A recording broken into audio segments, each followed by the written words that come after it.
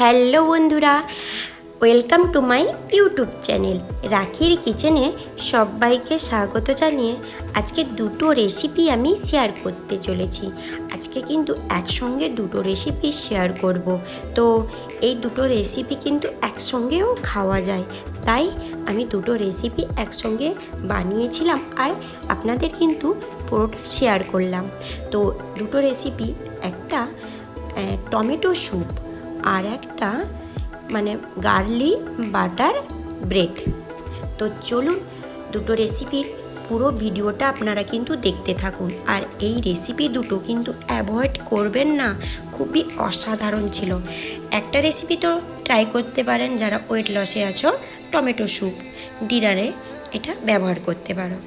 তো আমি এখানে নিয়েছি বেশ কয়েকটা টমেটো, আর টমেটোগুলোকে এইভাবে হাফ হাফ করে দুভাগে কেটে নিয়েছি। আর পেঁয়াজগুলোকেও বড় সাইজের এইভাবে টুকরো করে কেটে নিয়েছি। আর একটা রসুনকে দুভাগে ভাগ করেছি। আর একটা নিয়েছি রেড কালারের ক্যাপসিকাম। আর রেড কালারের ক্যাপসিকাম যদি নাও থাকে দেওয়ার দরকার নেই, অ্যাভয়েড করে যেতে পারো। জাস্ট এরকম টমেটো আর এরকম যদি রেড চিল্লি থাকে সিমলা মির্চ থাকে ব্যবহার করতে পারো, না হলে কাশ্মীরি লঙ্কার গুঁড়ো ব্যবহার করতে পারো। আর ক্যাপসিকাম একটু যদি থাকে ব্যবহার করতে পারো, ফ্লেভারটা ভালো আসে, খেতেও ভালো লাগে। ব্যাস, এগুলোকে আমি কিন্তু সেদ্ধ করে নেব ঢাকা দিয়ে। একটা গ্যাসের ওভেনে তাওয়া বসিয়েছি, তাতে ঢাকা দিয়ে অল্প একটু বাটার দিয়ে কিন্তু উলট পালট করে হালকা করে ভাজবো। আর টমেটোগুলো আর পেঁয়াজ রসুনটা সেদ্ধ হয়ে যাবে, আর ওই টমেটোর যে গন্ধটা ওটাও বেরিয়ে যাবে, আর রসুন টমেটো আর ওই ক্যাপসিকামের কাঁচা গন্ধটা কিন্তু বেরিয়ে যাবে। বাটার দিয়ে হালকা করে কিন্তু ভেজে নিতে হবে। বাটারটা দেওয়ার ফলে ফ্লেভারটা কিন্তু দারুণ আসে, আর খেতেও কিন্তু ভালো লাগে। ব্যাস, এগুলো আমার হালকা করে ভাজা হয়ে এসছে। আর একটু দেব ধনে পাতার ডাঁটা, আর চাইলে কিন্তু একটু পাতাও ব্যবহার করতে পারো। তো আমি এখানে দিয়েছি ধনে পাতার একটু ডাঁটা, ফ্লেভারটা ভালো আসবে বলে তাই দিলাম। ব্যাস, আর হাফটা রসুন আমি নিয়ে নিয়েছি।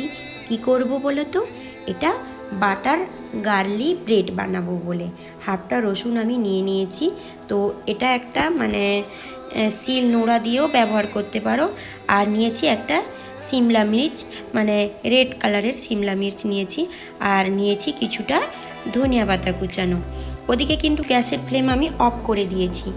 আর এগুলোকে খুব আধো আধো করে এইভাবে থেতো করে নেব। দেখুন কিভাবে থেতো করে নিয়েছি।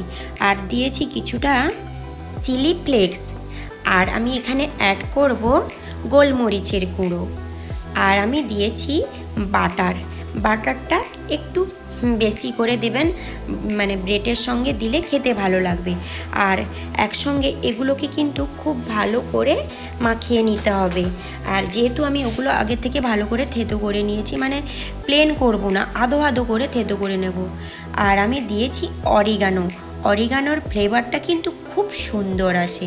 তো আমি এখানে খুব সুন্দরভাবে আধো আধো করে থেতো করে নিয়েছি। ব্যাস, এটা কিন্তু বাটার গার্লি ব্রেড বানাবো বলে এক সাইড করে রেখে দিলাম। এখানে আমার কি হয়েছে, গ্যাসের ফ্লেমটা আগের থেকে অফ করে দিয়েছিলাম বলে এগুলো ঠান্ডা হয়ে গেছে। উপর থেকে টমেটোর উপরের অংশটা ছালটা আমি তুলে নেব, যেহেতু এগুলো পেস্ট হবে না, আধো আধো থেকে যাবে।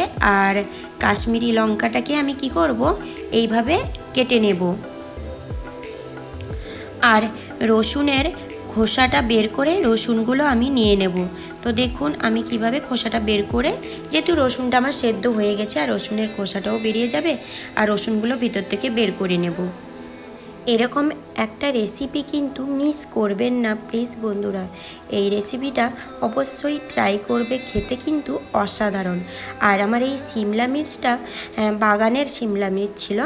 তো যাদের বাড়িতে আছে ভালো বাজার থেকেও নিয়ে আসতে পারো, কিংবা ওই কাশ্মীরি লঙ্কার গুঁড়োটা অ্যাড করবে। ব্যাস, একটা গ্রাইন্ডারে নিয়ে নিয়েছি, তাতে একটু দিয়ে দেবো হালকা করে সুগার, আর সুগারটা অ্যাভয়েড করে যেতে পারো। তো দিয়ে দেবো পরিমাণ মতো একটু লবণ, আর দিয়েছি কিছুটা ধনিয়া পাতা। ব্যাস, এটাকে জল দিয়ে ভালো করে পেস্ট করে নেব। দেখুন আমি সবটা কিন্তু শেয়ার করলাম। এটা মানে খুব ঘন করে পেস্ট হয়ে গেছে। তো চাইলে এখানে কিন্তু জল অ্যাড করতে পারো। যারা খুব মানে পাতলা ধরনের স্যুপ পছন্দ করো তারা কিন্তু একটু জল অ্যাড করতে পারো, আর যারা ঘন পছন্দ করো তাহলে ঘন রাখতে পারো। তো একটু কিন্তু ওখানে অল্প পরিমাণ জল দিতে হবে, মানে পরিমাণ মতো। আর গ্যাসের ওভেনে কড়াই বসিয়ে দিয়েছি, তাতে পরিমাণ মতো দিয়েছি বাটার, আর দিয়ে দেবো 1 চামচ গোটা জিরে।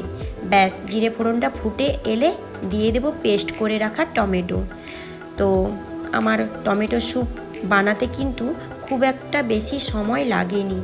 এই টমেটো স্যুপটা বানানো যতটা সোজা ততটা কম সময়ের মধ্যে হয়ে যায়।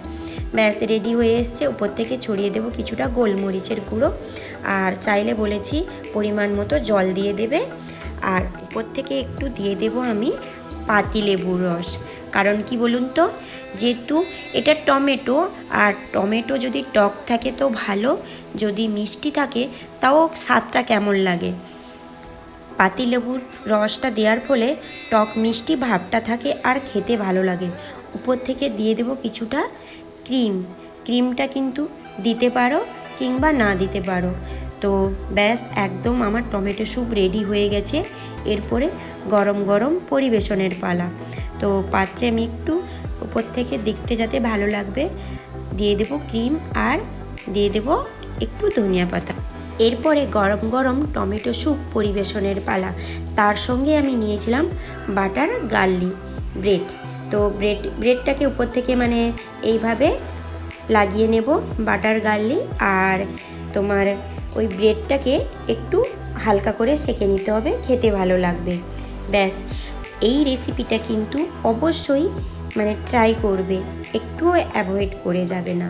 আর আমার রেসিপিগুলো যদি ভালো লেগে থাকে প্লিজ বন্ধুরা আমার চ্যানেলটিকে সাবস্ক্রাইব করে দিও, আর অনেক অনেক শেয়ার করে দিও, আর ছোট্ট একটা কিন্তু লাইক করে যেতে ভুলে যাবে না। আর রেসিপিটা অবশ্যই কিন্তু বানিয়ে আমাকে কমেন্টে জানাবে কেমন হয়েছিল। অবশ্যই রেসিপিটা কিন্তু খুব সুন্দর ছিল। তো এই রেসিপি দুটো একবার হলেও কিন্তু ট্রাই করবে। দুটো কিন্তু খুবই সহজ আর খুবই অসাধারণ রেসিপি। আজকের মতো এই পর্যন্ত। কাল আবার কোনো নতুন ভিডিও নিয়ে চলে আসব। তো ততক্ষণ আপনারা ভালো থাকুন আর সুস্থ থাকুন। আমার প্রত্যেকটা ভিডিও আপনারা দেখতে থাকুন।